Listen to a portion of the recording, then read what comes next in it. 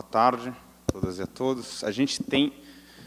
bom, eu sou o Pedro Ekman, sou o diretor do Freenet, sou do Intervoz. A gente tem pouco tempo para debater, então eu vou chamar mais algumas pessoas que ajudaram, enfim, das organizações que participaram da construção do filme, e a gente já vai direto para perguntas, intervenções da plateia, e a gente depois comenta isso, porque a gente tem pouco tempo vai começar o coquetel lá, e não temos muito tempo. Então, eu queria chamar o Zanata do IDEC, o Fabro do ITS, o Carlos Afonso do Instituto NUPEF e a Joana Varon do Coding Rights para ajudar a gente aqui na discussão.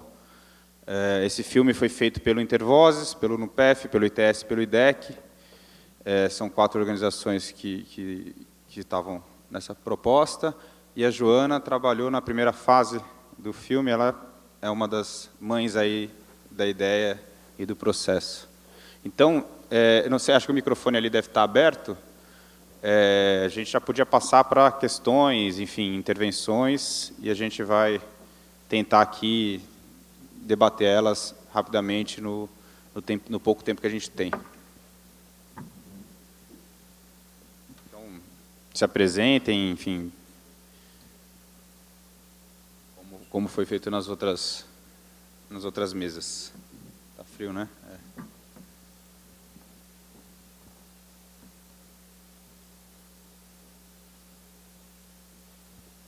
Podem ser questões do filme, podem ser, enfim, o filme abordou praticamente, né, as principais questões aí: software livre, privacidade, neutralidade de rede, acesso. Dá um pulo lá no microfone, por favor. A gente pode estar discutindo esses assuntos, pode também, enfim, discutir questões mais específicas do filme. Fiquem à vontade aí.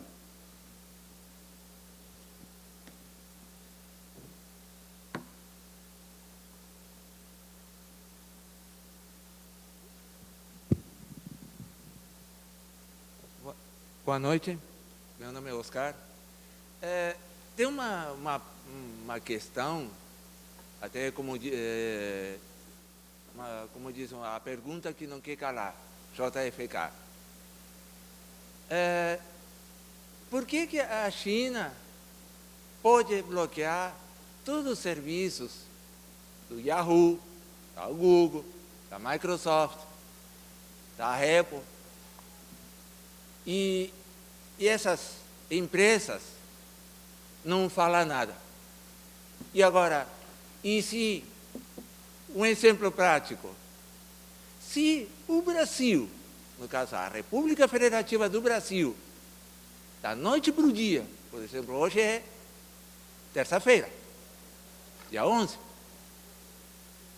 perdão, dia 12, resolver bloquear todos esses serviços dessas empresas, os Estados Unidos iria intervir? Por que eu estou fazendo essa pergunta ao mesmo tempo? Estou conseguindo, obrigado.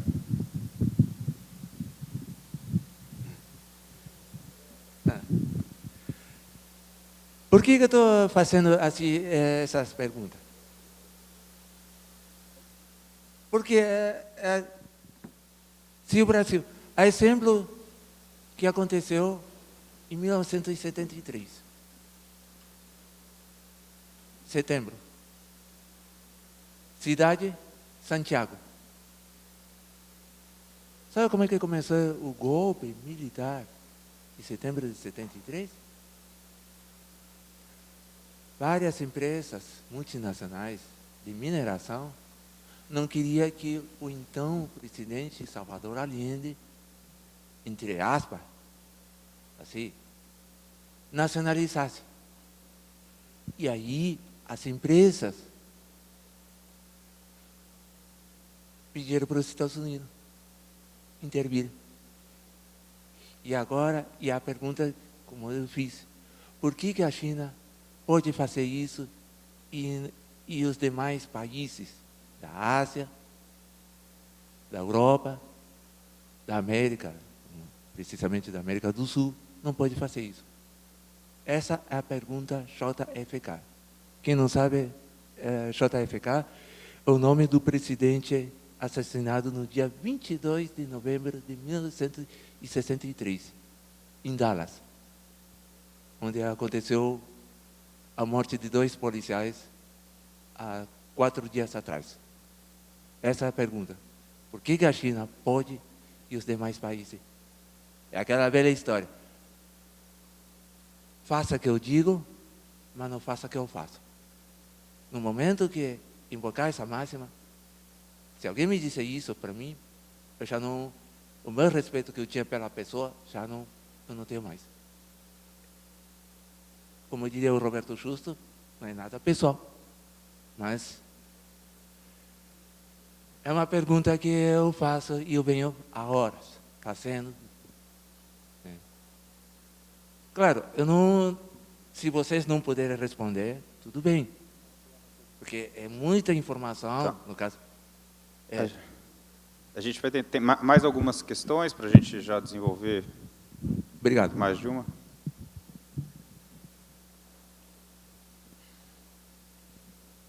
Eu vou dar uma de plateia amiga aqui para tentar puxar alguns fios. Eu sou o Marco Konopak, do ITS, e recentemente se retomou a ideia de reforma da Lei Geral de Telecomunicações, mas, infelizmente e aparentemente, num debate um pouco sequestrado, em que o grande ponto que está se discutindo é justamente integrar e interpretar a internet como um serviço de telecomunicações, não mais como um serviço de valor agregado.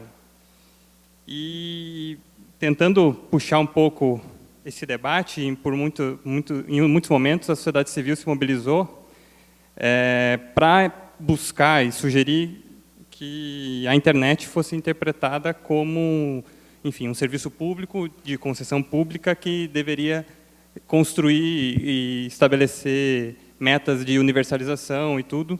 Só que esse debate, infelizmente, não avançou e parece que no novo debate de reforma da LGT tampouco se terá um avanço nesse sentido.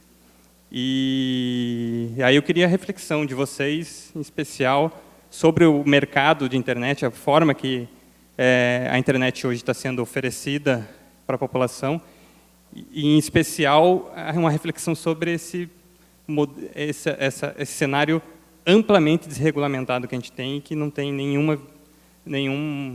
parece que não há nenhuma possibilidade de que haja alguma regulamentação no sentido de alcançar a universalização da internet no Brasil.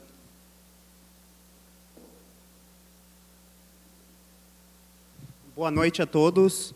O meu nome é William Lima, eu sou bacharel de Direito, sou de Santa Maria, Rio Grande do Sul. Na verdade, ontem eu queria compartilhar um pouco de uma reflexão, uma preocupação que eu tenho. Ontem eu fiz parte da trilha 1, universalização e inclusão, e foi debatido muito formas de promover o acesso à internet a todos.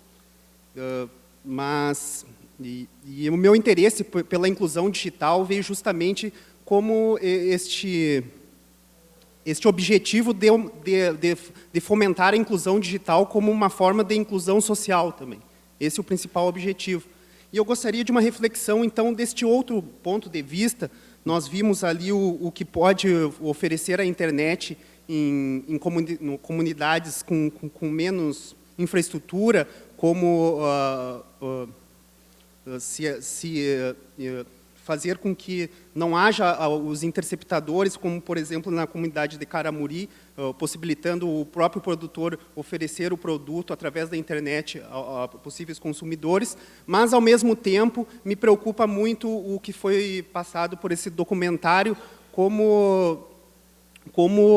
o uso da internet pode ser uma forma de controle do Estado e essas grandes corporações internacionais na nossa vida, como a venda de informações para planos de saúde, que mais me preocupou, entre outros exemplos. Então, gostaria de uma reflexão nesse sentido aí. Obrigado.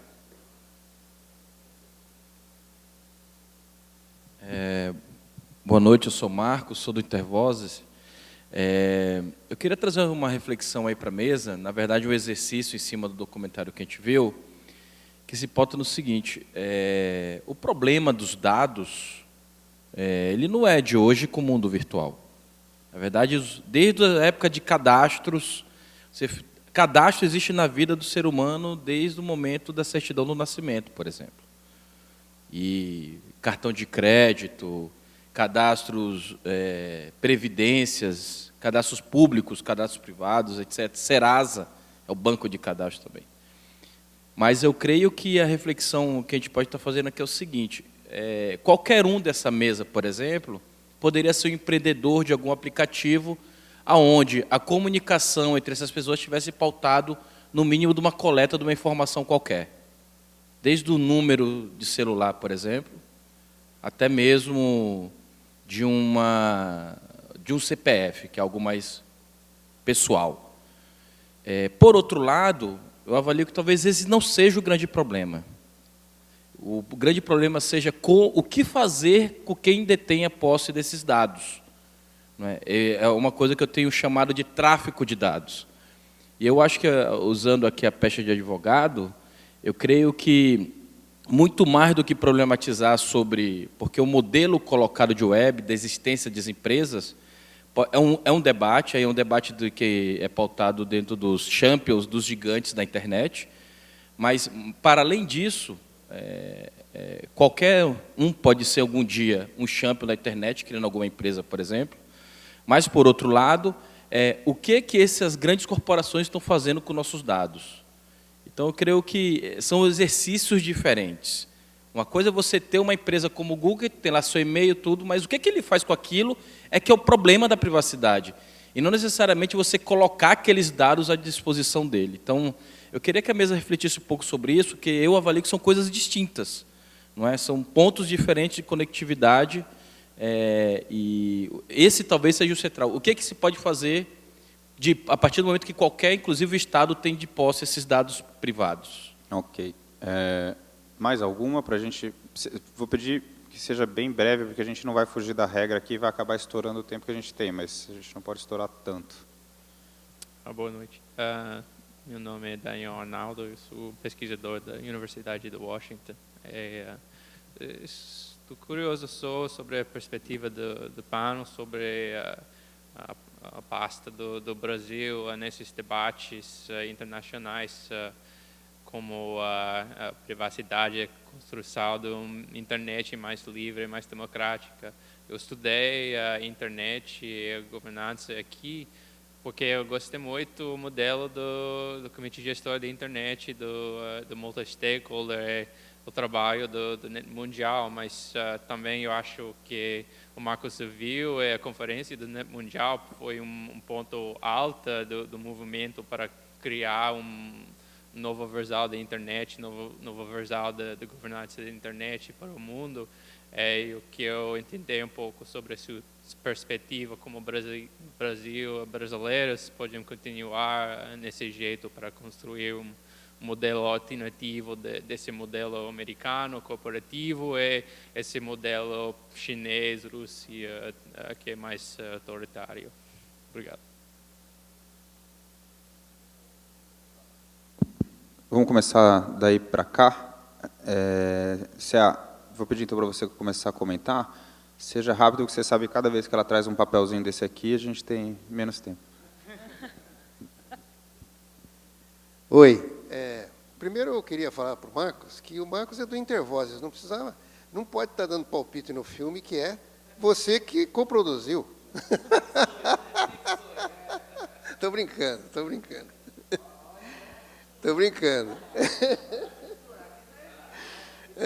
Mas o que eu quero colocar rapidamente pontos que são os seguintes. O primeiro, há uma coisa que acaba não sendo percebida quando nós estamos discutindo essas questões de privacidade, a entrega dos nossos dados, que a gente se imola na internet ao entregar tudo para, como dizia aqui o filme muito claramente, né? Você está com medo de ser filmado agora por nós, mas você está entregando com toda tranquilidade todos os dados para o Facebook, né? E não é só os seus dados pessoais, você está colocando o seu conteúdo no Facebook, né? Mesmo que ele supostamente não seja para ser visto por todo mundo, mas o Facebook está vendo. Tem um detalhe aqui que eu não é a primeira vez que eu enfatizo que é importante a gente ter como uma variável para analisar isso. Primeiro, quando você contrata um serviço de internet, um serviço de acesso, a conexão via cabo, a conexão via sua linha telefônica, ou o chip 4G ou 3G, é um contrato de prestação de serviços que tem um valor que você tem que pagar e tem direitos e obrigações nesse contrato. Então, você tem entre os direitos seus, está uma série de reivindicações, por exemplo, honrar a qualidade do serviço e tudo isso. Quando você, usando essa conexão, você entra em um serviço que não te cobra absolutamente nada e que é opt-in, como se diz, ou seja, você não é obrigado a usar o Google.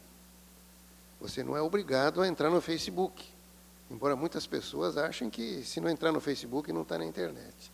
Não é obrigado a usar o Twitter.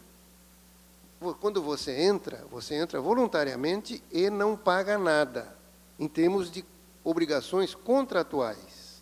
Claro, eles usam os recursos de informação que você entrega a eles em seu próprio benefício. Ok, mas você não foi obrigado a entrar.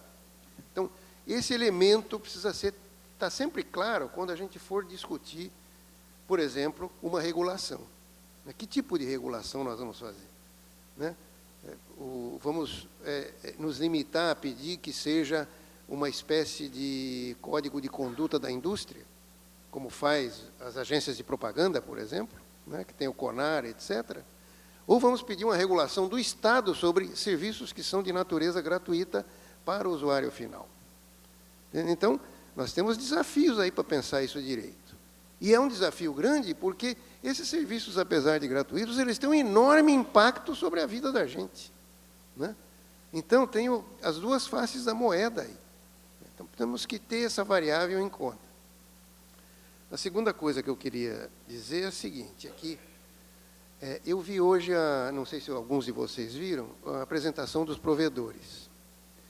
E eu noto que, pelo menos para o público, esses provedores, que não são os big shots, não são as operadoras de telefonia que vendem banda larga em uma escala muito maior, etc., eles estão preocupados essencialmente com sua sobrevivência, estão preocupados em como conseguir dinheiro do BNDES, que eles não conseguem porque são pequenos, relativamente falando, e a gente já sabe como funciona o BNDES há muito tempo, qualquer pequeno empresário sabe disso, né?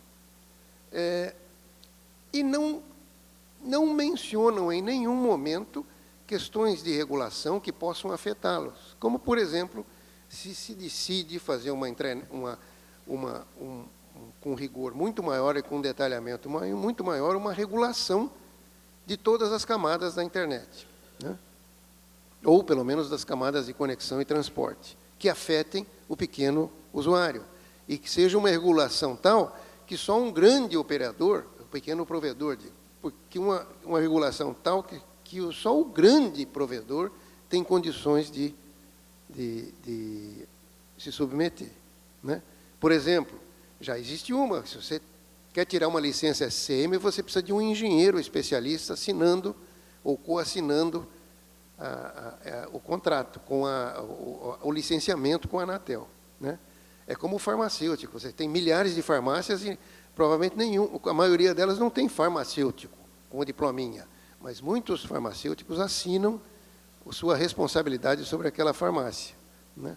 Então, essas coisas, por exemplo, hoje o SCM é dividido entre vários provedores, uma licença SCM, porque eles não têm recurso suficiente para poder se submeter a essa regulação com os custos envolvidos, essas exigências envolvidas.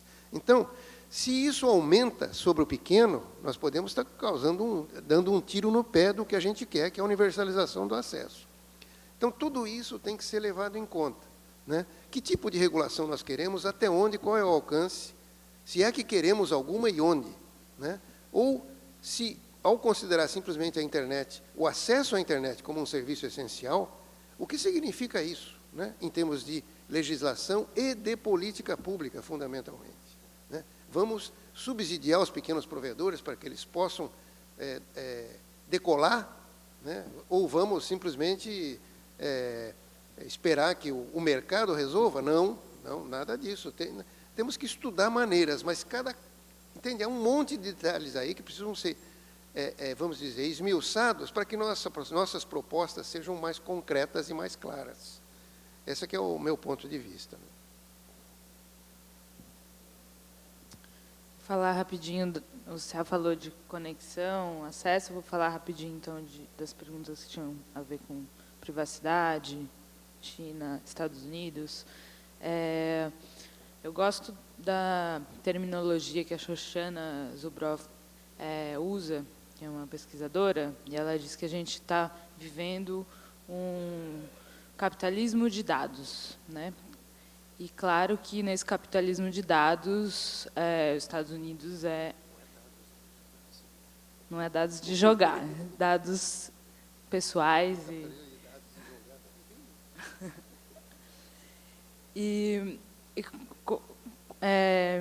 sendo assim, os Estados Unidos, óbvio que tem um papel, e é óbvio que a política externa americana também puxa a internet livre por razões que não necessariamente são as nossas como ativistas da pauta, né? É livre de livre mercado também, para que essas empresas possam ter acesso a esses dados do planeta inteiro.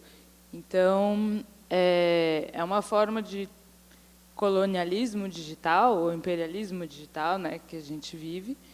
E se for comparar com a China, por razões várias da história política por lá, eles se fecharam e montaram serviços que funcionam para os chineses. Eu não estou defendendo a censura e nada, mas quando eu fui para a China, eu falei, não vou usar VPN para acessar o Facebook e vou fazer um detox do Facebook, né? E não fez falta nenhuma. E eu comecei a usar os serviços de lá para falar com os chineses, porque eu não precisava do Facebook lá e tal. E é isso, esses produtos são criados, né, ali na mentalidade do Vale do Silício, para você ser usuário no sentido de vício, né? A gente fala usuário só de drogas e de serviços de internet. E eu acho que a gente devia pensar outra palavra até. Para gente, pessoas que usam serviços, não sei. Mas, pois então, por isso que, é claro, tem dinheiro do State Department que vai para o Tor, que é uma ferramenta anti-censura, mas tem 1000 razões ali por trás, né? Isso é um ponto. O Brasil, com Snowden, aí indo para a pergunta, esqueci seu nome, do colega de Washington, teve um impulso aí com Snowden, com o Net Mundial, com o Marco Civil, de tentar estabelecer um outro padrão, estabelecer direitos, já termino. E foi um momento, né, para a gente assim, de ser um exemplo internacional, tanto com o Marco Civil, quanto com o processo do Net Mundial, aqui, de se pensar políticas e tentar trazer os direitos humanos para frente desse colonialismo digital, desse capitalismo de dados. Mas agora o cenário político mudou e é óbvio que as forças estão abaladas. E eu vou acabar, então, minha fala corrida, que nesse cenário faz mais sentido ainda o que a gente lançou hoje, com várias organizações da sociedade civil, que é essa coalizão de direitos na rede, a faixa está aí, para tentar resgatar esses direitos, tentar resgatar essa visão de que a gente tem que criar marcos legais que protejam e dissolvam um pouco esse colonialismo digital. Fazer uma fala muito rápida, porque o tempo está esgotado praticamente.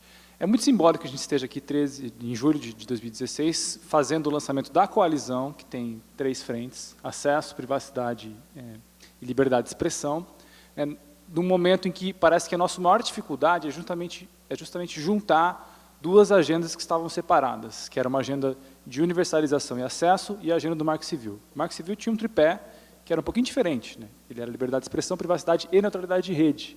Existiam organizações específicas lutando e militando para o Marco Civil. Se você comparasse com as ONGs que estavam trabalhando com acesso e universalização, eram outros grupos que estavam dialogando, óbvio, mas eles tinham enfoques primários diversos. E o Freenet foi o primeiro filme que faz o mapeamento da agenda para 2016 e mostra para as pessoas, olha, meus caros, não são lutas diversas. A gente precisa colocar tudo no mesmo pacote, por mais complexo que seja discutir essas 4 frentes. No Freenet eu considero que são 4, porque tem ainda uma discussão de PI versus cultura do compartilhamento, que é interessantíssima. Mas o ponto é esse, a gente tem que unir as discussões e fazer com que a discussão de acesso esteja completamente conectada com a discussão de direitos, privacidade e liberdade de expressão. E a gente tem que superar essas fronteiras que estavam construídas ainda em 2013, 2014. E também tem uma fala do Demi que eu sempre me surpreendi quando eu ouvi ele falando uns 3 anos atrás, que ele falou assim, olha, cyber, né, de cyberspace, o ciberespaço, para os teóricos da cibernética, Norbert Wiener e outros, sempre significou sistemas de controle. Portanto, aquela ilusão do cyberlaw dos anos 90, de que era um amplo espaço de liberdade, que a gente não precisava discutir privacidade para discutir acesso, que a rede permitia uma utopia de uma sociedade nova, para quem estudava a teoria da cibernética, não era uma coisa que fazia muito sentido, porque você tem que ter sempre a preocupação de que, ao acessar a rede, você vai estar disputando direitos, porque vai ter controle. Vai ter coleta de dados, sempre. Né? Então, a gente tem que partir dessas premissas, esquecer um pouco daquele ideário lá atrás, anos 90, muito tópico, e partir da premissa de que, ao falar de inclusão e acesso, a gente está falando de inclusão de pessoas numa rede de controle, que vai ter disputa, sim, por direitos, porque o coleta de dados é feita massivamente por todo mundo, né? E que os riscos de censura à liberdade de expressão são enormes quando você atribui regras de responsabilidade diferentes para bloqueios de aplicações, responsabilidade civil, para pessoas jurídicas, etc. Então, fico feliz que a gente faça a discussão do Freenet hoje, que é o lançamento da Coalizão de Direitos na Rede, porque a coalizão é um grande esforço das principais entidades de atuação no Brasil de unir essas pautas e falar, ó, é isso aqui, a gente precisa discutir de uma vez por todas as várias frentes. Eu vou falar bem rápido também. Na verdade, eu vou colocar mais algumas questões do filme. Esse filme ele tem uma licença livre, né? Diferentemente da música do Pink Floyd, ele poderia ter sido transmitido sem problema. Ele está no YouTube, ele está no Vimeo, todo mundo pode pegar, usar, mudar, editar, enfim, pode usá-lo de qualquer forma. Ele está licenciado em Creative Commons, acho que o Fabro pode desenvolver melhor isso, que é um dos temas que o filme trata. E, justamente, aproveitando o lançamento da coalizão, ele é um instrumento importante para que qualquer pessoa e qualquer organização possa usá-lo para tentar debater isso com públicos mais amplos. Esse foi um pouco o objetivo do filme. E só para não responder nenhuma pergunta, eu vou responder a da China, que, na verdade, eu acho uma pergunta simples de responder, não acho ela tão difícil. Ela não é uma pergunta sobre internet, mas é uma pergunta sobre geopolítica. A China, por que a China pode? Porque ela tem um exército maior que o do Chile, e porque ela tem um mercado muito maior do que o do Chile. Por isso, os Estados Unidos não vai fazer nada contra a China por causa da força bélica que ela tem e da força econômica. Enfim, por isso que ela determina, não que eu concorde com isso, não que eu ache isso razoável, mas isso é um dado da realidade e é por isso que as coisas se desenvolvem dessa forma. É tragicômico, né? Enfim. Sim.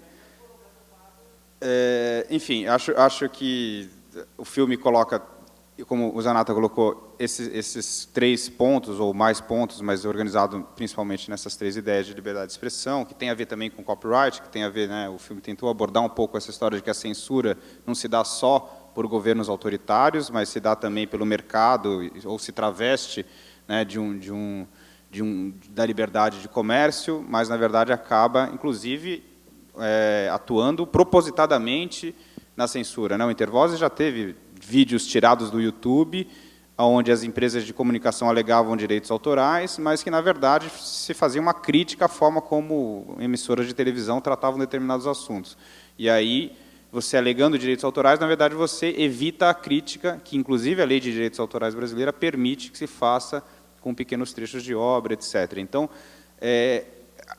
o filme ele tenta, ao mesmo tempo, colocar isso para um público não especialista, mas não negligenciar algumas questões que são extremamente complexas, né? Você não tem uma forma de violência e de censura, você tem diversas. Você não tem a China errado e os Estados Unidos certo. Você tem diversas formas de infrações, enfim, e de violações de direitos humanos, cada um ao seu modo, cada um a sua forma. Então, acho que a frase final do Glenn e do Lessig são muito significativas, né? O Glenn coloca que a gente está nessa encruzilhada. Pode ser uma ferramenta extremamente libertária, pode ser uma ferramenta de extremo controle, e o jogo está sendo jogado, né? Isso não está definido e não vai se definir, é uma coisa dinâmica, né? E a gente vai jogar esse jogo sempre. E o Lessig fala que é isso, a democracia parece não estar funcionando direito, mas isso não significa que a gente não vá fazer de tudo para que ela funcione e não vá disputar esse jogo até o fim. Tá, eu vou falar super rápido, então eu vou falar sobre 2 cidades que acabam com Uri e sobre borboleta, o efeito borboleta. Então, na outra vez que a gente lançou, quando a gente lançou no Rio de Janeiro, eu fiz um contato, enquanto eu estava aí na plateia, com o Caramuri, né, já que eles estavam agora na internet, no Facebook, eu fui lá na página deles, falei, gente, estamos aqui vendo o filme de vocês, tirei uma foto, mandei para eles tiraram uma foto deles e mandaram para mim, e aí quando eu subi aqui, eu li aquilo que eles falaram, e claro, isso foi possível porque Caramuri agora tem internet, algo que é muito precioso que a gente vê no filme. A outra cidade com Uri que eu vou falar é Araguari. Araguari fica em Minas Gerais e na década de 90 foi uma das primeiras cidades a receber MTV. Então era nítida, quem mora lá fala que é nítida a diferença entre a música que tocava na cidade ao lado, que era 20 quilômetros, e a música que tocava ali, que tinha Titãs, Red Hot Chili Peppers e tudo mais. E, de certa forma, essa cultura de Araguari, que chegou com a MTV na década de 90, foi responsável por fazer o Creative Commons, né, que muitos dos envolvidos nesse processo vieram dali, como também o Marco Civil da Internet, que outros responsáveis pela idealização do Marco Civil vieram dessa cultura de Araguari. E aí eu vou acabar falando sobre o efeito borboleta, porque eu acho que a década de 90 viu a TV a cabo levar vários conteúdos que, de certa forma, mudaram as regras do jogo como a gente cocria coisas. E aí essa ideia de universalização de acesso, que é uma das perguntas que ainda não foi endereçada, eu acho que leve a internet, você vai ter problema com dados, com privacidade, com neutralidade, etc. Mas o ponto 1 leve a internet. Depois, 20 anos depois, você vê o que aquilo criou. Bom, obrigado. Agora a gente tem um coquetel lá fora, é isso?